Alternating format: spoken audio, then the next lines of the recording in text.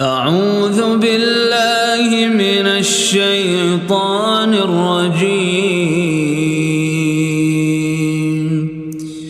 بسم الله الرحمن الرحيم.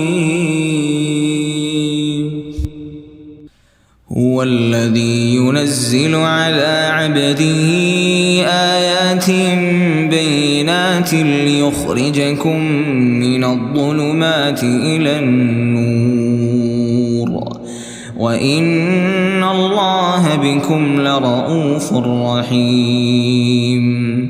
وما لكم ألا تنفقوا في سبيل الله ولله ميراث السماوات والأرض لا يستوي منكم من أنفق من قبل الفتح وقاتل أولئك أعظم درجة من الذين أنفقوا من بعد وقاتلوا وكلا وعد الله الحسنى والله بما تعملون خبير.